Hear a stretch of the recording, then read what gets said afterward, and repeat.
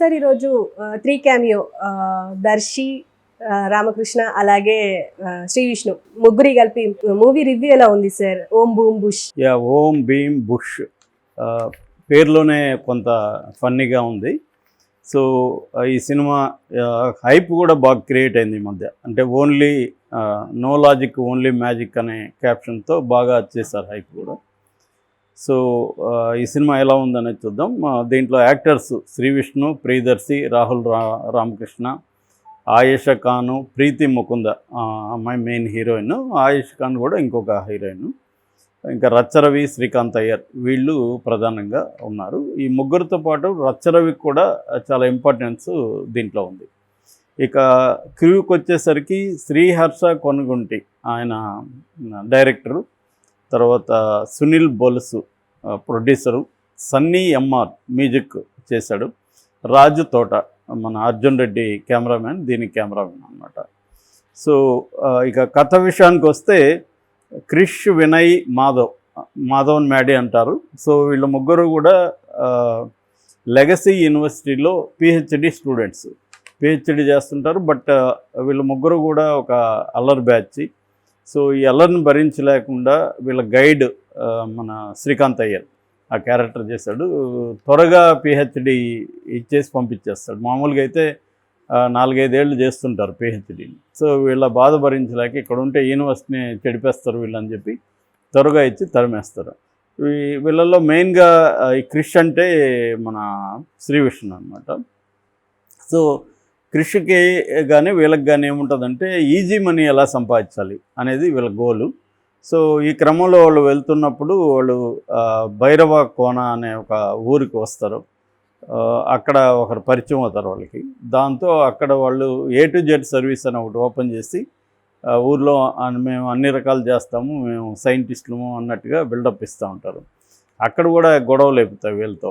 దాంతో వీళ్ళకి సైంటిస్టులు కాదు పాడు కాదు అన్నట్టుగా ప్రెసిడెంట్ ఏం చేస్తాడంటే, సరే వీళ్ళని వదిలించుకోవాలంటే ఒకటే మార్గం అని అక్కడ సంపంగి మహల్ అని ఉంటుంది. అందులో సంపంగి అనే ఒక దెయ్యం ఉంటుంది అన్నమాట. సో ఆ దెయ్యాన్ని కానీ తరిమేస్తే అక్కడ నిధి ఉంది, లంక బిందులు ఉన్నాయి, అవి మీరు కానీ చేయగలిగితే మిమ్మల్ని మేము నమ్ముతామని చెప్పి వీళ్ళకి అప్పగిస్తారు. సో వీళ్ళు దాంట్లోకి ఎంటర్ అయినాక ఏం జరుగుతుంది అనేదే సినిమా అన్నమాట. అంటే ఆ సంపంగి 400 ఏళ్ళుగా అక్కడ ఎందుకు ఉంది, ఆ సంపంగికి శ్రీ విష్ణు క్యారెక్టర్కి ఉన్న రిలేషన్షిప్ ఏంటి, వీళ్ళు దాన్ని ఎలా డీల్ చేయగలిగారు, ఈ క్రమంలో జలజాక్షి అంటే ప్రీతి ముకుందకి ఇతనికి క్రిష్కి ఉన్న లవ్ స్టోరీ ఏంటి, అట్లాగే ఈ అమ్మాయి ఆయేషా ఖాన్, ప్రియదర్శికి ఉన్న లవ్ ట్రాక్ ఏంటి, ఇవన్నీ చేసుకుంటూ వెళ్ళారు. సో బేసిక్గా ఇది మనకు తెలియని కథ అయితే ఏం కాదు. చాలా సినిమాల్లో మనం ఇలాంటివి చూసాం. అంటే జానరా పరంగా వచ్చినప్పుడు ఇది హారర్ కామెడీ. అంటే మనకి హారర్ కామెడీలు అన్నీ ఎంత పెద్ద హిట్లు అయినాయో మనకు తెలుసు. సో అందువల్ల ఇది కూడా హారర్ కామెడీ తీసుకున్నారు. కొంత జాతిరత్నాల టైప్లోకి వెళ్ళారు. జాతిరత్నాల్లో వీళ్ళిద్దరు కూడా ఉన్నారు.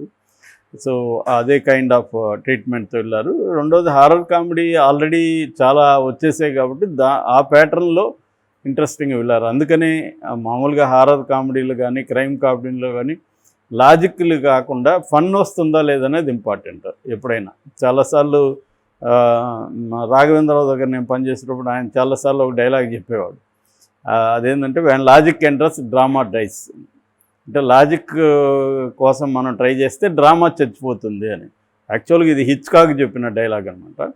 సో అంటే హిచ్కాక్ కూడా లాజిక్లు అవసరం లేదంటాడు. ఎమోషను, డ్రామా, ఫన్ను ఇవి ఈ రకమైన ఫీలింగ్స్ అక్కడ వచ్చేటప్పుడు లాజిక్లు ఫాలో అవ్వకూడదు. లాజిక్లు ఫాలో అయితే అవి రావు. అదే ప్యాటర్న్లో వీళ్ళు ముందు నుంచి వెళ్ళారు. ఆడియన్స్ని కూడా ప్రిపేర్ చేస్తారు వీళ్ళు, మీరు లాజిక్ని ఎక్స్పెక్ట్ చేసి మా సినిమాకి రాకండి అని. సో అంటే సస్పెన్షన్ ఆఫ్ డిస్బిలీఫ్ అంటారు మామూలుగా. అంటే మన అపనమ్మకాన్ని సస్పెండ్ చేసుకొని థియేటర్లోకి వెళ్ళాలి. సో ఇది మామూలుగా నాటకాలకు సంబంధించిన దీంట్లోనే ఈ సస్పెన్షన్ ఆఫ్ డిస్బిలీఫ్ అని ఎప్పుడో వెస్ట్లో చెప్పారు. సో ఇది కూడా అంతే. అందుకనే ప్రిపేర్ చేశారు, మీరు లాజిక్ల కోసం ఎవడు రాకండి అని. సో ఈ సినిమా చూసి లాజిక్లు లేవు అని ఇంకెవడు కూడా అనలేడు, ఎందుకంటే ముందే వాళ్ళే చెప్పేశారు కాబట్టి. సో ఆ రకంగా ఇది ఇంట్రెస్టింగ్గా తీసుకున్నారు. ఫస్ట్ హాఫ్ అంతా యూనివర్సిటీలో వీళ్ళ అల్లరి ఫన్ను, ఫస్ట్ హాఫ్ అంతా ఒక ఫన్ రైడ్ లాగా గడిచిపోతుంది మనకి సినిమా. ఎక్కడైనా స్లో అవుతున్నప్పుడు అది మళ్ళీ దాన్ని మనం స్లో అవుతోంది ఏంద్రా బాబు అనుకునే లోపలే మళ్ళీ స్పీడ్ అవుతుంది. అలాగా స్క్రీన్ ప్లే బాగా రాసుకున్నారు. అక్కడక్కడ స్లో మూమెంట్స్ ఉన్నాయి కానీ అవి అంత పెద్ద ఎఫెక్ట్ చేయవు మనల్ని. కొన్ని ఫస్ట్ హాఫ్లో 2-3 ఎపిసోడ్లు చాలా నవ్విస్తాయి.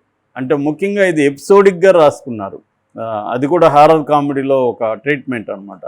అంటే కంప్లీట్ కథ ఫ్లో కాకుండా ఎపిసోడ్గా చేయడం, అటువంటి మెథడ్ కూడా డైరెక్టర్ చేశాడు. డైరెక్టర్ క్లవర్గా చేశాడని చెప్పాలి. సో దాని తర్వాత సెకండ్ హాఫ్కి వచ్చేసరికి కొంత ఎమోషను అవన్నీ కూడా తీసుకున్నాడు. అట్లాగే ఫన్ అయితే మిస్ కాల, అదే బలం దీంట్లో. Climax very interesting climax. So ఇది బేసిక్గా. దీంట్లో ప్లస్కి వచ్చేసరికి కామెడీకి నెంబర్ 1 అని చెప్పచ్చు. రెండవది ఈ ముగ్గురు ప్లస్ రచ్చరవి, ఈ నలుగురు పెర్ఫార్మెన్స్. వీళ్ళు నలుగురు పెర్ఫార్మెన్స్ లేకపోతే సినిమా లేదు. అంటే కామెడీ రావాలంటే మెయిన్గా ఇలాంటి సిచ్యువేషనల్ కామెడీ, ఎపిసోడిక్ కామెడీ రావాలంటే ఆర్టిస్టులు చాలా ఇంపార్టెంట్. వాళ్ళ పెర్ఫార్మెన్స్ నుంచి తీసుకుంటాం.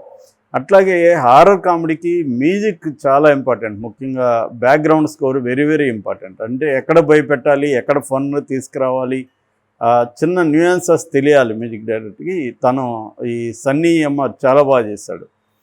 చాలా పెద్ద సెట్ అని చెప్పాలి మనకి. క్లైమాక్స్ కూడా దీంట్లో హైలైట్. అట్లా కెమెరా వర్క్ కూడా రాజు తోట చాలా బాగా చేశాడు. ఇంకొక విషయం చెప్పుకోవాల్సింది సెట్స్, ఆ మహల్ సెట్ కానీ దాని లోపల ఉన్న ప్రాపర్టీస్ కానీ అవన్నీ కూడా ఆర్ట్ వర్క్ చాలా బాగుంది. సో ఆ రకంగా టెక్నికల్గా కూడా ఇది సౌండ్ ఫిలిం. మామూలుగా హారర్ కామెడీలో చాలాసార్లు టెక్నికల్గా అంత బాగుండవు, పెర్ఫార్మెన్స్ల మీద కొట్టుకుపోతాయి. కానీ వీళ్ళు టెక్నికల్గా కూడా డైరెక్టర్ బాగా చేశాడు. ఇక మైనస్లు చెప్పాలంటే స్క్రీన్ ప్లేలో అక్కడక్కడ డల్ మూమెంట్స్ ఉన్నాయి. సో అది లేకపోతే ఇంకా ఇది క్లాసిక్ అయ్యేది. ఆ డల్ మూమెంట్స్ కొన్ని చోట్ల ఉన్నాయి. మేబీ ఒక్కోసారి కంప్లీట్గా మనం పరిగెత్తే వాళ్ళు అక్కడక్కడ ఆగి అలసట తీర్చుకున్నట్టు డల్ మూమెంట్స్ కూడా అవసరమేమో. సో ఏదేమైనా అది చిన్నది. రెండోది ఏంటంటే దీంట్లో మైనస్గా చెప్పుకోవాలంటే కథగా గొప్పగా లేదు. అంటే గొప్పగా అంటే సర్ప్రైజ్ ఏం లేదు, ఆల్రెడీ మనకు తెలిసిందే. కాకపోతే ఆ సిచ్యువేషన్లో ఆ టైంలో మనం నవ్వకుండా ఉండలేం. నవ్వద్దు అనుకునే వాళ్ళు కూడా నవ్వేస్తారు. అటువంటి ఇదనమాట. అంటే మామూలుగా కామెడీస్లో ఏంటంటే ఒకటి సర్ప్రైజ్ కామెడీ ఉంటుంది, ఒకటి తెలిసినా కూడా నవ్వు రావడం ఉంటుంది. ఆ సన్నివేశం మనకు తెలుసు కానీ నవ్వు వస్తుంది. సర్ప్రైజ్ ఏమో మనం ఒక షాక్ అవుతూ నవ్వుతుంటాం. అంటే ఇలా జరిగిందా, ఇదా ట్విస్ట్ ఇక్కడ అని. సో దీంట్లో 2 రకాలు కూడా ఉన్నాయి. అక్కడ సర్ప్రైజెస్ ఉన్నాయి. రెండోది మనకు తెలిసినా కూడా ప్రెడిక్టబిలిటీ ఉన్నా కూడా వాళ్ళ పర్ఫార్మెన్స్, ఆ సిచ్యువేషన్ చూసి మనం నవ్వుతాం. సో అటువంటి ఈ మధ్యకాలంలో ఒక లాఫ్ రైడ్ అంటాం కదా, నవ్వుల పరుగులాగా ఉందన్నమాట. సో ఈ మధ్యకాలంలో నాకు తెలిసి అంటే జాతిరత్నాల తర్వాత ఇంత ఒక లాఫ్ రైడ్ అనేది రాలేదు. ఆ రకంగా ఇది చాలా బాగా వచ్చింది. డైరెక్టర్కి మంచి మార్కులు ఇచ్చు. ఇది టోటల్గా లెంగ్త్ వచ్చి 2 గంటల 27 నిమిషాలు ఉంది. అది కూడా పెద్ద ఇదేం లేదు. బట్ ఇంకొక 7-8 నిమిషాలు కట్ చేసి ఉండొచ్చు. కట్ చేసి ఉంటే ఇంకా స్పీడ్ ఉండేది. అక్కడక్కడ డల్ మూమెంట్స్ తప్ప దీంట్లో మైనస్ అని చెప్పలేము. ఇంకా లాజిక్లు ముందే వాళ్ళు చెప్పారు కాబట్టి మనం ఇంకో విమర్శించలేము వాళ్ళని. లాజిక్లు లేవు నిజానికి. బట్ ఓవరాల్గా లాజికల్గా కూడా కన్స్ట్రక్ట్ చేశారు. మరీ పిచ్చిగా లేదు. అంటే లాజికల్ లేవన్నారు కాబట్టి పిచ్చిగా చేయలేదు. సినిమాకి ఏ కైండ్ ఆఫ్ లాజికల్ ఇది ఉండాలో అవన్నీ పెట్టారు. చాలా ఇంట్రెస్టింగ్ ఉంది. ఖచ్చితంగా చూడాల్సిన సినిమా. ఎవరు కూడా చూసి డిసప్పాయింట్ అయితే అవ్వరు. ముఖ్యంగా పెర్ఫార్మెన్స్ శ్రీ విష్ణు కూడా చాలా బాగా చేస్తాడు. మామూలుగా శ్రీ విష్ణు కొద్దిగా అండర్ ప్లే చేస్తూ ఉంటాడు.